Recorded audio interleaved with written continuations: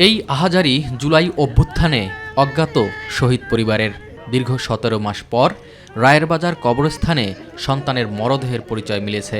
৮টি পরিবারকে বুঝিয়ে দেয়া হয়েছে কবর। প্রিয়জনের শোকে ভারী হয়ে ওঠে রায়েরবাজারের আকাশ বাতাস। আসন্ন সইরা সালাত নামাজ সইরা গড়তে পারিছে কই যাস রে আমার কেউ বান্ধে রাখতে পারবো না, আমি ডেলি পড়বো। একটা হত্যায় যদি একটা করে পুলিশ জড়িত থাকে তাহলে ১৪০০ পুলিশ, তাহলে অথচ এই ১৮ মাসে আপনার ৬১টা পুলিশ ধরা হয়েছে, এর ভেতরে অনেকে জামিন পেয়ে গেছে। ৭ ডিসেম্বর আদালতের নির্দেশনা মেনে লাশ উত্তোলন শুরু করে পুলিশের অপরাধ তদন্ত বিভাগ সিআইডি। এই কার্যক্রমে সহযোগিতা করে বিশ্বের খ্যাতিমান ফরেনসিক বিশেষজ্ঞরা। দীর্ঘ ১ মাসে পর্যায়ক্রমে তোলা হয় ১১৪টি মরদেহ।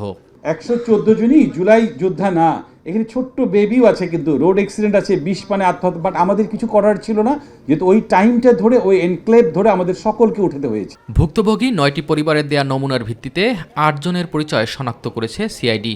বাকি মরদেহের ডিএনএ স্যাম্পল সংগ্রহ করে রাখা হয়েছে ল্যাবে। ডিএনএ স্যাম্পলগুলোকে প্রিজার্ভ করেছি ১১৪ জনেরই, আর আমরা আবেদন পেয়েছি ৯ জনের।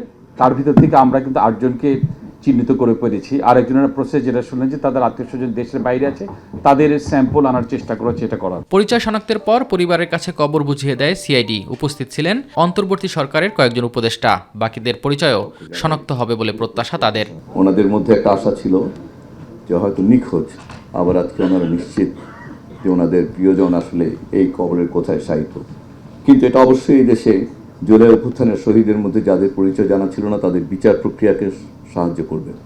আজকের এই দিনে আমরা সেই সব শহীদদের আত্মার মাগফিরাত কামনা করছি এবং তাদের পরিবারের প্রতি গভীর সমবেদনা।